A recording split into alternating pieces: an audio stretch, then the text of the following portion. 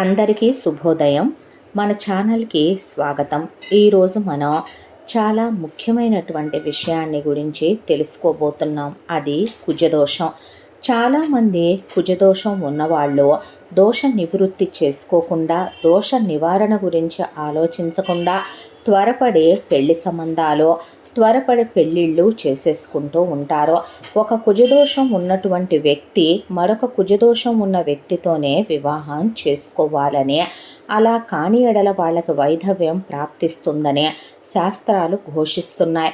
కనీసం మనం కుజదోషం ఉన్నప్పుడు అది ఎంత పరిమాణం ఉందో తెలుసుకొని దానికి తగ్గ నివారణలో చేసుకుని అప్పుడు వివాహం గురించి ప్రయత్నిస్తే మంచిదే. తొందరపడితే జీవితాంతం శిక్ష అనుభవించినట్టు అవుతుంది.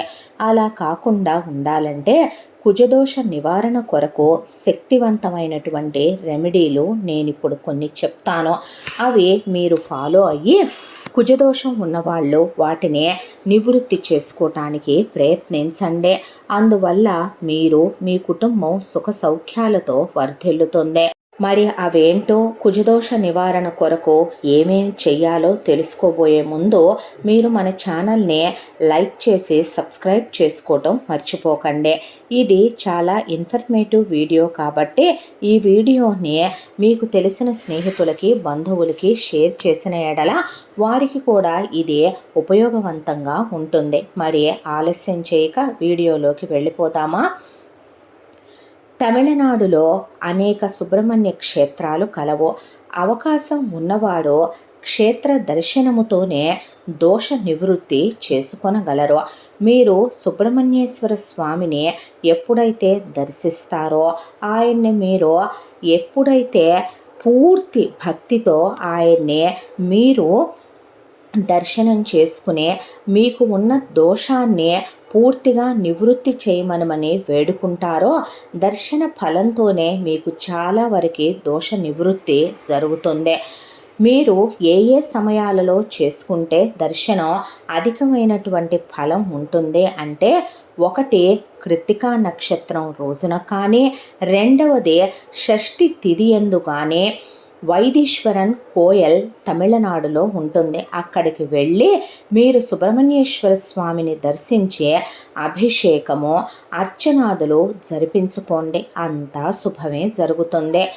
రెండవది, మంగళవారం రోజున ఎర్రని కుక్కలకు పాలు, రొట్టెలు పెట్టండి. మీకది మంచి జరిగేలా చేస్తుంది. కుజదోష నివారణకి ఇది కూడా ఒక రెమెడీ.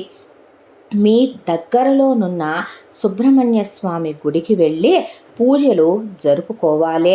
ఎర్రని ఫలాలు, ఎర్రని వస్త్రాలు దానంగా ఇవ్వండి. పేదలకు కందిపప్పుతో చేసిన వంటకాలని వాడికి దానం చేయండి. భోజనంలో పప్పుకూరలు ఉండేలాగా భోజనాన్ని ప్రిపేర్ చేసి అన్నదానం చేయటం, సాంబార్ లాంటి వంటలని దానం చేయటం, అలాంటివి ఎక్కువగా చేయండి. మంగళవారం రోజులో మీరు ఏకభుక్తం చేస్తే చాలా మంచిది. అంటే ఉదయం భోజనం చేసి సాయంత్రం భోజనం చేయకండి. ఆ రోజంతా సుబ్రహ్మణ్యేశ్వర స్వామి ధ్యానంలో గడిపితే మీకు చాలా మంచిదే. మంగళవారం రోజున మీ దగ్గరలో ఉన్న సుబ్రహ్మణ్య స్వామి గుడికి వెళ్ళి 70 ప్రదక్షిణలు చేయండి. చాలా మంచిదే.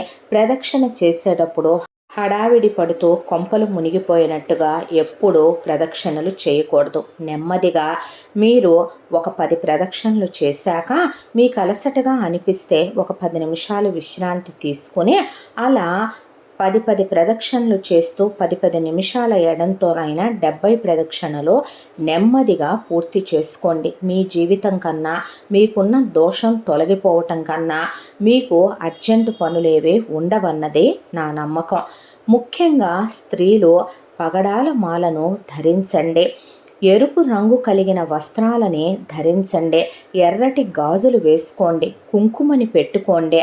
నవగ్రహాలలో కూడా కుజగ్రహం వద్దకు వెళ్ళి మంగళవారం రోజున కుంకుమలో తడిపినటువంటి 7 ఎర్ర రంగు ఒత్తుల్ని ముందు రోజే మీరు ప్రిపేర్ చేసి పెట్టుకోండి. ఒక గిన్నెలో కుంకుమ తీసుకుని అందులో నీళ్లు వేసి రంగరించి తెల్లని ఒత్తులనే ఆ కుంకుమ నీళ్లలో నానబెట్టి తరువాత వాటిని ఆరబెట్టి సోమవారం రోజునే సిద్ధంగా పెట్టుకోండి. 7 ఒత్తుల్ని వాటిని మంగళవారం రోజున మీరు పగడాల మాల ధరించి ఎరుపు రంగు వస్త్రాలు వేసుకుని ఎర్రని గాజులు కుంకుమ ధరించి నవగ్రహాలలో కుజగ్రహం వద్దకు వెళ్ళి ఈ 7 ఎర్ర రంగు ఒత్తులతో దీపారాధన చేసి నువ్వుల నూనెతో చెయ్యండి దీపారాధన. అక్కడ మీరు ఎర్రని పుష్పాన్ని నివేదించి ఎర్రని వస్త్రాలు కుజగ్రహానికి అలంకరించండి. అక్కడ మీరు 9 ప్రదక్షిణలు చేసుకోండి. చాలా మంచి జరుగుతుంది మీకు. మంగళవారాలలో మీరు 9 మంగళవారాలు లేదా 7 మంగళవారాలు మీరు సంకల్పం చేసుకొని 1.5 కేజీల ధాన్యం అంటే వడ్లుగా కానీ, ఇప్పుడు ఒకవేళ మీకు ధాన్యం వడ్ల రూపంలో కుదరనప్పుడు బియ్యంగా కానీ కందులు మీరు 1.5 కేజీల చొప్పున తీసుకొని, కందులు దొరక్కపోతే కందిపప్పు అయినా పర్వాలేదు తీసుకొని ఒక ఎర్రని వస్త్రంలో పోసి దక్షిణ తాంబూలాలతో మీరు దానం ఇవ్వండి. ఎర్ర కందిపప్పు ఇచ్చినా ఎర్ర కందులు ఇచ్చినా ఇంకా ఫలితం ఎక్కువగా ఉంటుంది. అది మీరు మర్చిపోవద్దు. దక్షిణ ఇమ్మన్నాడని ఎంత ఇవ్వాలి అంటే 11 రూపాయల దగ్గర నుంచి 21 రూపాయి, 51 రూపాయి, 101 రూపాయి ఎంతైనా ఇవ్వచ్చు. తాంబూలం అంటే ఏమివ్వాలి అని అడిగితే మీరు 5 ఒక్కబిడ్డలు, వాటితో పాటు మీరు 5 తమలపాకులు, 2 ఏవైనా ఫలాలు పెట్టి అందులో ఈ ధనాన్ని పెట్టి ఆ ధాన్యం కందులు పెట్టి దానంగా ఇవ్వండి. మీరు ఇలా చేయటం వల్ల 7 మంగళవారాలు కానీ లేదా 9 మంగళవారాలు కానీ మీ దోషం చాలా వరకు తగ్గిపోతుంది. కుజగ్రహానికి జపం చెయ్యండి. మీరు కుజగ్రహాన్ని కూర్చునే 108 సార్లు మీరు కుజగ్రహానికి జపం చేసుకున్న తరువాత మీరు ఆ కుజగ్రహం చుట్టూ ప్రదక్షిణలు చేసుకొని అప్పుడు మీరు కందుల్ని దానం చెయ్యండి. మీకు మంచి జరుగుతుంది. కుజ ధ్యాన శ్లోకం ప్రతిరోజు 70 మార్లు చొప్పున పారాయణ చేసిన కుజ గాయత్రి మంత్రాన్ని 7 మంగళవారాలు ఒక్కొక్క మంగళవారం 70 మార్లు చొప్పున పారాయణ చేసిన అత్యధికమైనటువంటి ఫలితాన్ని చూసి మీకు దోష నివృత్తి జరిగే సూచనలు ఉన్నాయి. కుజ మంత్రాన్ని 40 రోజులలో 7,000 మార్లు జపం చేసి మీరు అనుకున్న ప్రకారం మీరు పూర్తి చేస్తే కుజమంత్రాన్ని ఆరాధించటం, భగవంతుణ్ణి దాంతోపాటు కుజమంత్రాన్ని జపించటం పూర్తి చేస్తే మీరు అనుకున్న ఫలితాన్ని మీరు చూడబోతారు. కుజమంత్రం జపం చేయటం మాకు అవ్వట్లేదు అనుకున్న వాళ్ళు మరొక విధంగా భగవంతుడి ఆరాధన చేసుకోండి. ప్రతిరోజు సుబ్రహ్మణ్య అష్టకాన్ని ఒక్కసారి పారాయణం చేసుకోండి. సుబ్రహ్మణ్యేశ్వర స్వామికి అభిముఖంగా కూర్చుని మీ మనసులో ఉన్నటువంటి కోరికని మీరు తెలిపి దోష నివారణ కోసం చేస్తున్నాము అని సంకల్పం చేసుకొని మీరు సుబ్రహ్మణ్య అష్టకాన్ని పారాయణం చేసుకోండి. ఇలా కూడా మేము చెయ్యలేము, తీరిక లేదు అనుకున్న వాళ్ళు కుజ శ్లోకాన్ని మంగళవారం రోజున 7 మార్లు కానీ కుజ మంత్రాన్ని 7 మార్లు కానీ పారాయణ చేసుకోండి. సుబ్రహ్మణ్య షష్ఠి పర్వదినాన సుబ్రహ్మణ్య అష్టకాన్ని మీరు 7 మార్లు పారాయణ చేయండి. ఇలా గనక చేసినట్లయితే మీకు కుజదోష నివారణ జరిగి మీ జీవితంలో కుజదోషం తగ్గే సూచనలు చాలా ఉన్నాయి. తప్పనిసరిగా సుబ్రహ్మణ్యేశ్వర స్వామిని మీరు దర్శించుకోవటం, నేను చెప్పిన విధంగా రెమెడీలో ఫాలో అవ్వడం కనుక చేస్తే మీ జీవితంలో అంతా శుభమే జరుగుతుంది. సర్వే జన సుఖినో భవంతు. స్వస్తి.